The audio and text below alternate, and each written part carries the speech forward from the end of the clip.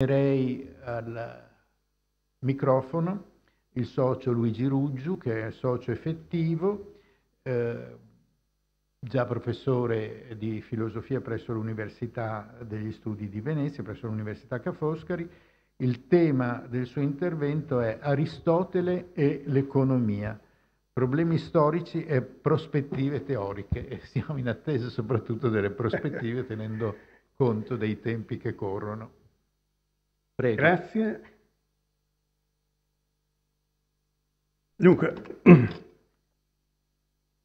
il tema è delineato in modo tale da verificare due problemi, diciamo.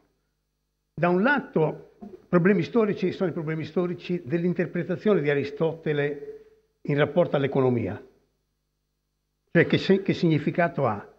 Prospettive teoriche dipendono dal merito degli elementi economici che sono presenti all'interno del pensiero di Aristotele e che costituiscono, come dire, delle questioni in qualche modo aperte.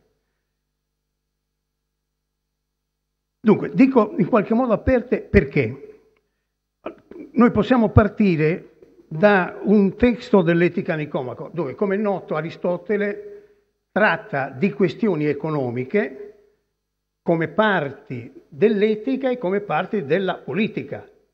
Quindi in realtà non esiste una scienza economica in Aristotele. È importante questo perché Aristotele, come è noto, ha fondato, costituito e dato significato a molte scienze particolari. Viceversa non esiste una scienza dell'economia. I luoghi della trattazione, abbiamo detto, sono l'etica a Nicomaco, le tre etiche e la politica. Diciamo fondamentalmente due capitoli dell'etica e altrettanti, grosso modo, della politica, con annotazioni sparse.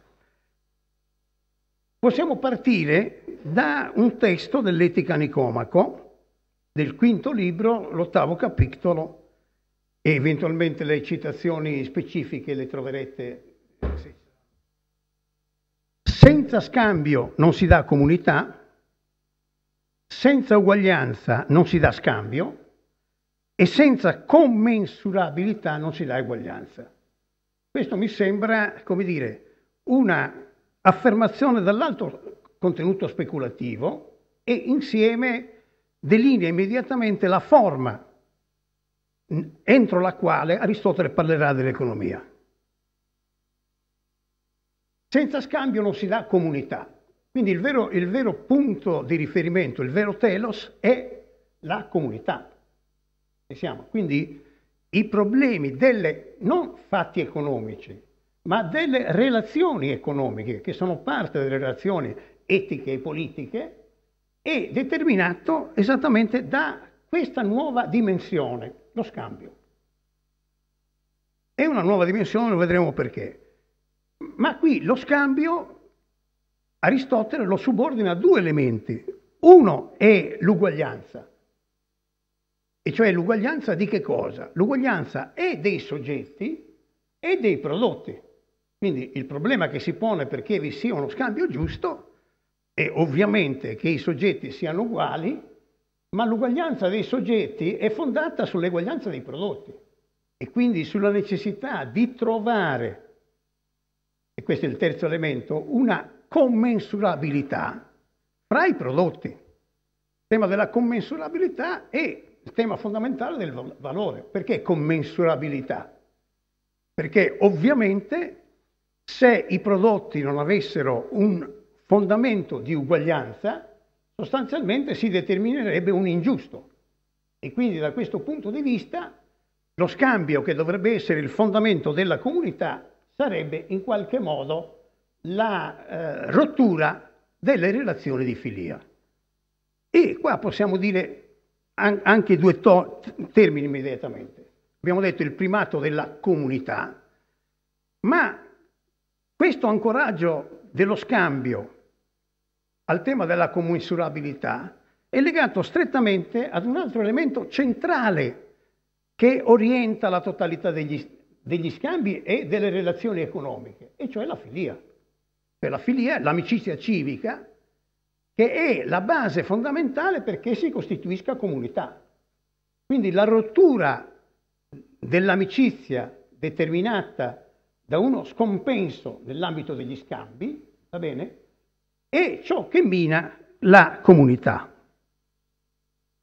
Quindi qui c'è un problema teorico molto importante, un problema teorico che andrà avanti per molti secoli, e cioè il problema dell'uguaglianza dei prodotti.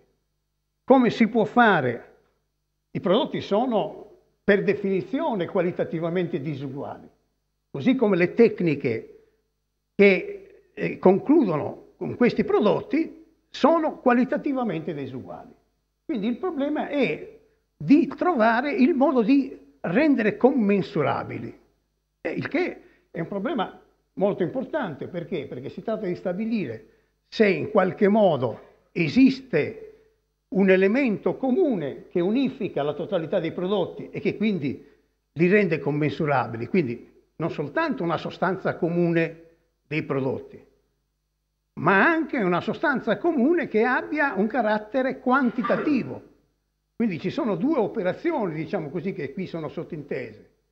Da un lato trovare il principio unificatore di tutte le cose, per parafrasare un termine che era riferito all'archè dei primi filosofi. Principio unificatore, però questo è il tema. E il secondo punto è quello, in sostanza, di eguagliare, cioè di passare dalla qualità alla quantità. Cioè, come tradurre in termini di configurazione e di commisurazione, no? Termini che sono qualitativamente diversi. Come voi sapete, il problema della commensurazione, quindi alla fine, rovesciandolo, noi abbiamo il problema della commensurabilità che fonda l'uguaglianza, che fonda la comunità. Però la cosa importante è che qui la comunità, in qualche modo, non vuole posto come un a priori. Voi sapete che il primo libro della politica di Aristotele comincia parlando delle comunità naturali e dell'uomo che è per natura animale politico, cioè che appartiene ad una struttura di tipo comunitario. Qui viceversa, questo mi pare importante da sottolineare, la comunità è il risultato. Questo è chiaro. Cioè c'è un rovesciamento. Perché è un risultato? Cioè, significa che evidentemente che i termini dello scambio hanno modificato quelle assunzioni di carattere naturalistico che sono costitutive della fondazione della comunità. Questo è chiaro. Cioè la comunità non può essere solo per natura. La rottura determinata dalla pluralizzazione delle comunità e quindi determinata dalla necessità dello scambio, perché non c'è più una comunità autosufficiente, loikos, non c'è più una comunità autosufficiente, ma la comunità e la città si fonda sullo scambio, cioè sulla pluralità dei bisogni, sulla impossibilità di appagare questa totalità dei bisogni con un'unica determinazione, e quindi sulla necessità di istituire tra questi elementi che sono carenti, che sono bisognosi, quindi che sono privi di qualcosa, va bene, una struttura che consenta di giungere soltanto attraverso la relazione comune all'autosufficienza, che è l'altro principio un po' a priori. Cioè l'autosufficienza dell'individuo si raggiunge attraverso la comunità, ma l'autosufficienza della comunità è determinata da questa relazione fra i bisogni che legano tutti gli elementi che costituiscono la comunità. Qual è l'altro elemento che è fondamentale? Beh, è fondamentale che sostanzialmente Aristotele si accorge, come dire, della impossibilità di fondare la comunità semplicemente sulle relazioni arcaiche che erano fondate sulla reciprocità. Relazioni arcaiche fondate sulla reciprocità cosa significa? Cioè fondate sulla struttura del dono. No? Un grande esempio è presente nel sesto libro dell'Iliade di Omero, no? Quando in battaglia si incontrano Glauco e Diomede, si riconoscono come espressione, no, di questa relazione del dono che lega le reciproche famiglie, e quindi si scambiano i doni. I doni non hanno niente a che fare con il tema che ha posto qui Aristotele, e cioè con la misura e con l'uguaglianza. Tant'è vero che delle armi sono d'oro e delle altre sono di bronzo. Quindi non ha assolutamente nessun peso il fatto che si stabilisca una relazione d'uguaglianza. La reciprocità fa agio sulla uguaglianza e sulla misurabilità dei doni. Va bene? Ora, che cosa sta dicendo Aristotele? In fondo quello che sta dicendo Aristotele è, dunque, da un lato tende a richiamare questo tema della reciprocità in un passo, ad esempio, in un passo dell'Etica Nicomaco, del quale stiamo discutendo, quando cita la presenza nell'ambito della città del Tempio alle Grazie, che è fatto esattamente in qualche modo per ricordare la necessità che la struttura della città si fonda sulla relazione di reciprocità. Ma quella relazione di reciprocità non ha più nessun fondamento. No, la struttura della reciprocità è eminentemente una struttura del gruppo gentilizio, no, che si riconosce. Con la struttura della città democratica non ci può essere più questo tipo di riconoscimento. Ma il riconoscimento deve essere fondato sullo scambio e quindi sull'uguaglianza. Quindi quel tema del tutto irrilevante nell'ambito della struttura della reciprocità, che è il problema del valore e della commensurabilità dei beni, e lì quello che interessa è, come dire, la filosofia del dono, e quindi il dono per mantenere le relazioni reciproche. In questo momento, viceversa, quella struttura delle relazioni reciproche che sembra rimanere come una sorta di sfondo, in realtà deve essere riempita dalle nuove dimensioni dello scambio. Quindi dal fatto che lo scambio debba essere fondato su elementi uguali, va bene? E sul fatto che i prodotti devono essere appunto uguali. Allora, a questo punto posso richiamare le interpretazioni di Aristotele economista. Perché? Perché sostanzialmente queste interpretazioni sono fondate su alcuni equivoci di fondo. Cioè, il primo equivoco è che in Aristotele troviamo gli antecedenti storici dell'economia che si è sviluppata in Occidente. Va bene? E quindi in qualche modo, questa è una tesi modernista, la differenza di interpretazione è determinata non dalla differenza di qualità della struttura economica, ritorno sulla differenza di qualità, ma da una differenza di quantità, cioè il fatto che siamo agli inizi dei fenomeni che viceversa nell'ambito della storia occidentale si svilupperanno in misura massiccia fino a giungere appunto alla società di mercato. Bene. Qui il punto di fondo, dal testo che vi ho letto, cerco di, ovviamente devo parlare molto in breve, sostanzialmente noi abbiamo una modificazione totale della struttura sulla quale si regge la società arcaica.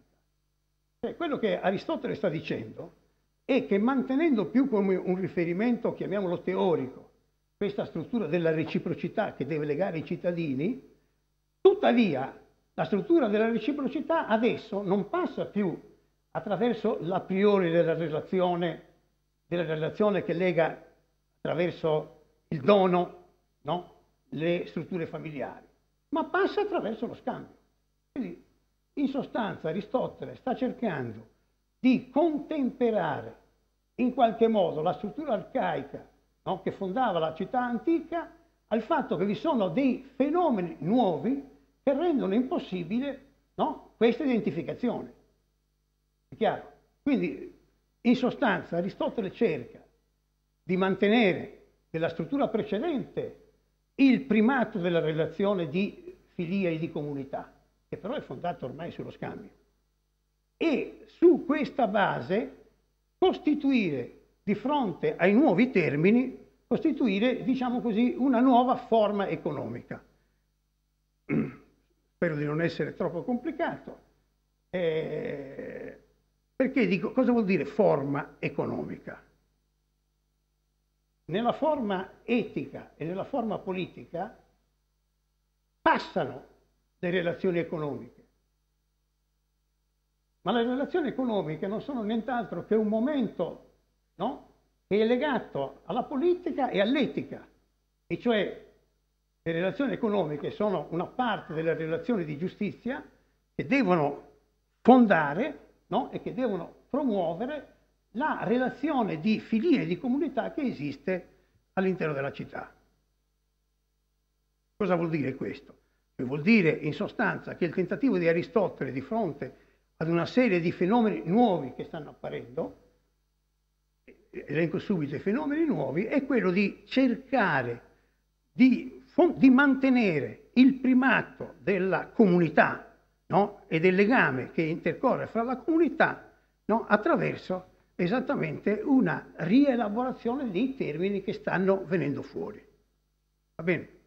Quindi da questo punto di vista, diciamo, tra la forma, chiamiamola economica, in Aristotele non c'è una forma economica.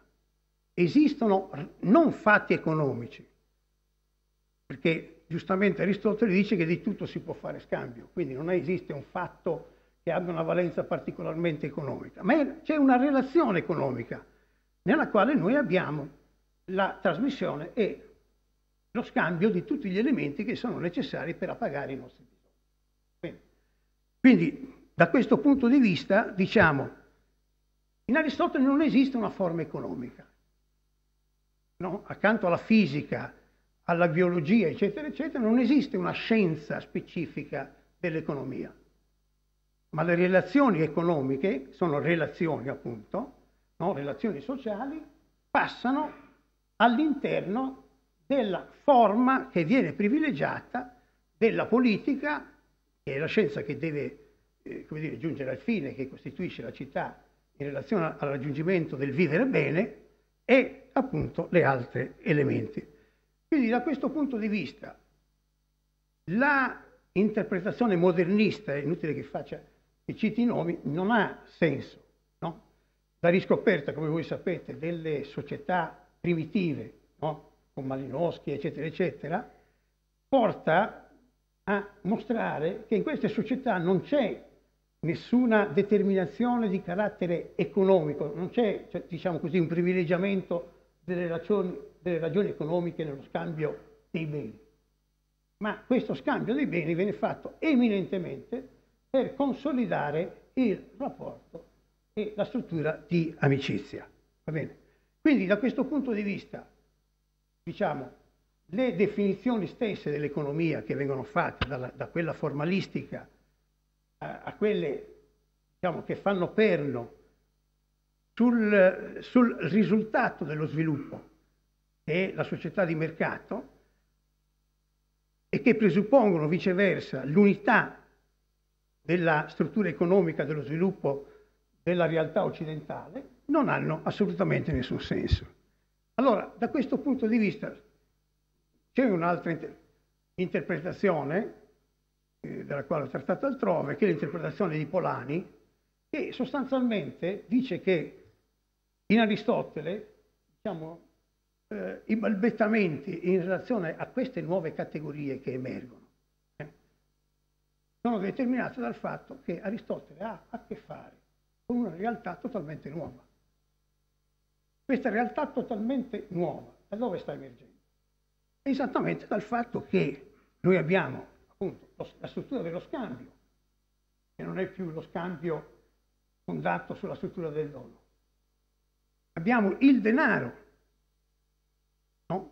Che non è più il mediatore tra i due estremi legati ai prodotti, ma il denaro che in qualche modo, benché Aristotele e come Platone vogliano esattamente l'affermazione del denaro come medio, in realtà il denaro sfugge da tutte le parti, perché in relazione alla struttura del commercio diventa principio e fine, e diventando principio e fine dello scambio. Diventando principio e fine, che cosa significa? Significa che noi abbiamo una struttura circolare, forse è chiaro, cioè che la conclusione è l'inizio, e quindi in sostanza noi passiamo da quello che era uno degli assunti postulatori di Aristotele, e cioè dalla forma del limite che è legata al bisogno e che è legata anche alla produzione, che è in gran parte una produzione naturale, cioè al fatto che noi passiamo ad una struttura dell'illimitato. No? Aristotele corregge o cerca di correggere, diciamo, un'affermazione di Solone che dice che non viene sul limite per la ricchezza, che invece per la ricchezza c'è un limite, e la determinazione esattamente della quantità di beni che sono necessari per garantire l'autosufficienza. Il denaro invece, ripeto, non solo passa da una struttura metallistica come era alle origini che Aristotele descrive, tutta la struttura, la descrizione del denaro la potete ritrovare in Smith e in tanti altri autori, no? Sul fatto che originariamente il denaro nella forma del metallo è nient'altro che una forma di equivalente generale che viene utilizzato soltanto per la facilità degli scambi, cioè per il fatto che non deperisce, eccetera, eccetera. Quindi il denaro perde la propria posizione, si autonomizza. Quindi l'altro problema è questo, cioè che il denaro diventa in qualche modo struttura autosufficiente. E la ricchezza non è più semplicemente la quantità di beni che sono necessari, cioè di beni d'uso. Quindi non è legata ancora al prevalere del valore d'uso, ma è legata al prevalere del valore di scambio. Va bene? Quindi da questo punto di vista, diciamo, quello che Aristotele tenta non è che vede da un lato, come dire, i prodromi dell'economia di mercato attraverso il tema della moneta, attraverso il tema dello scambio, attraverso il tema del valore, poter elencare tanti altri elementi che in qualche modo lo vedono in Aristotele il primo che ne dà la concettualizzazione. L'importanza di Aristotele non è che con Aristotele nascono queste relazioni economiche, ma che Aristotele riflette concettualmente. Ci siamo. Un esempio può essere, ad esempio, se prendo Platone, no? L'elemento che per Aristotele ha un valore assolutamente centrale, e cioè quello del venditore al minuto. Venditore al minuto, che cosa introduce nella realtà della Grecia? Cioè il fatto che si compra per vendere, che si vende per comprare, cioè in un processo infinito che non ha più niente a che fare con l'autosufficienza. È chiaro? La differenza di fondo tra, ad esempio, Platone, che pure vede gli stessi fenomeni, e Aristotele, è il fatto che per Platone è un fatto di buon senso che vi sia un commerciante al minuto, il kapelos, che vi sia un commerciante al minuto che sta nel mercato, no? Per comprare e vendere, altrimenti tutti i cittadini dovrebbero comprare e vendere. E quindi non ci sarebbe da fare. Questa è la tesi di buon senso di Platone. La tesi di Aristotele è che viceversa, nel kapelos noi abbiamo l'inizio fondamentale di una struttura che può svilupparsi in modo alternativo rispetto a quella che privilegia la comunità. Che cos'è? E quindi per Aristotele, ovviamente la maggior parte dei pensieri di Aristotele sarà in piedi fino quasi alla soglia dell'Ottocento, con il primato dell'oikos. Va bene, anche quando è nata già l'economia politica, stanno ancora in piedi, non parliamo poi del Medioevo. Perché Aristotele vede nell'ambito del rapporto commerciale il possibile fondamento della crisi? Perché? Perché chi compra per vendere, intanto pone in secondo piano il problema del valore d'uso dei prodotti. Quindi già un elemento fondamentale viene a scomparire. Viene a privilegiare il valore di scambio, altro termine introdotto da Aristotele, sul valore d'uso, va bene, cioè i beni vengono semplicemente prodotti per essere scambiati. E quindi per essere scambiati in funzione di che cosa? Profano. Sì, profano. Scusami. No, pensavo già giustamente di essere richiamato alla conclusione e infatti mi affretto subito a concludere.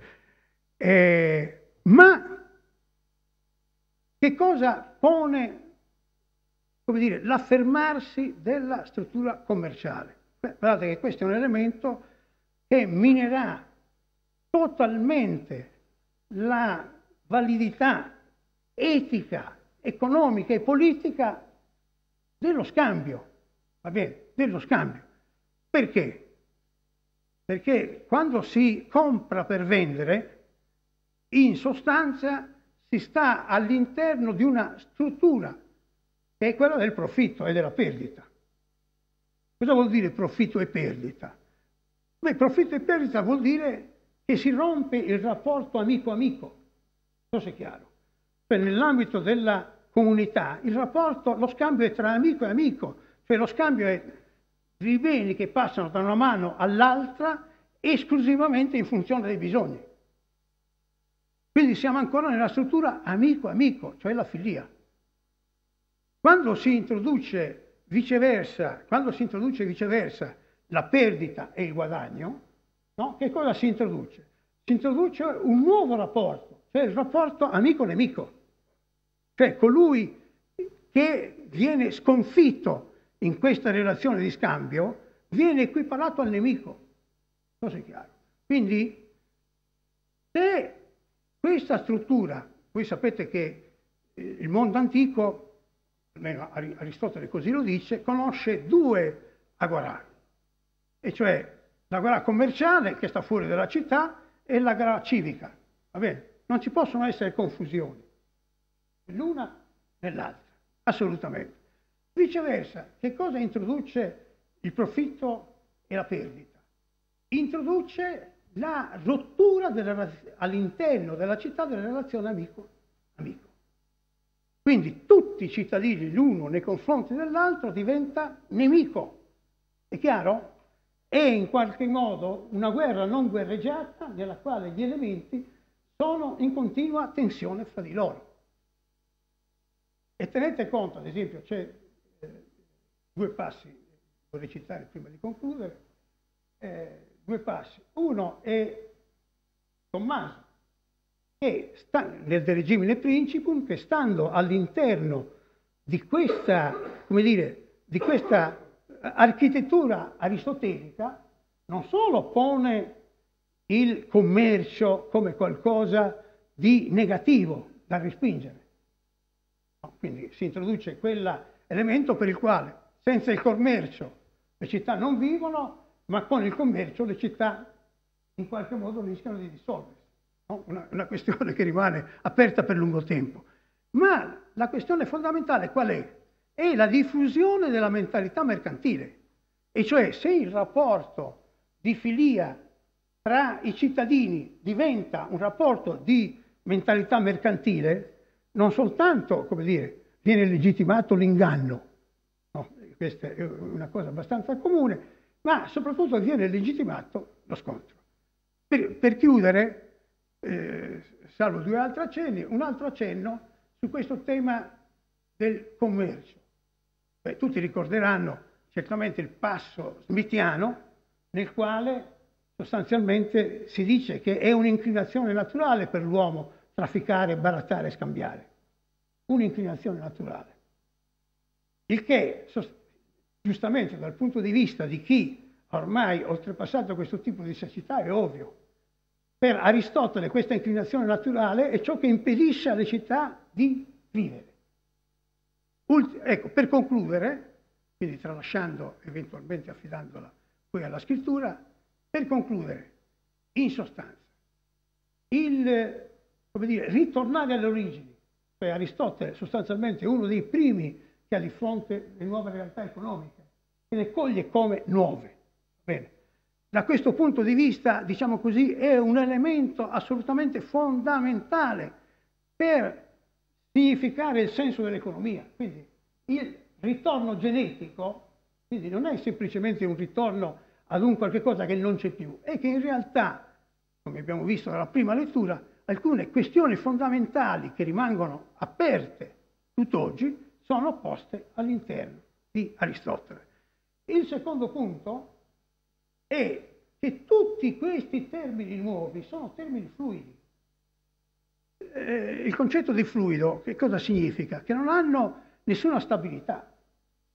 Questo è chiaro. Cioè, Aristotele e Platone vogliono stabilizzare il denaro nella funzione di medio, ma assolutamente il denaro che con in qualche modo un movimento a sé stante, in quanto e se non riesce ad essere imbrigliato dalla struttura economica, può partire. Ecco, quindi mi pare, per concludere, che un ritorno ad Aristotele, cioè ritorno vuol dire solo questo, ritorno alle preoccupazioni di Aristotele, e cioè al fatto che le relazioni economiche sono delle relazioni sociali e che la lettura, come dire, come scissa dalle relazioni sociali, in qualche modo viene a sovvertire completamente il significato delle relazioni economiche. Grazie.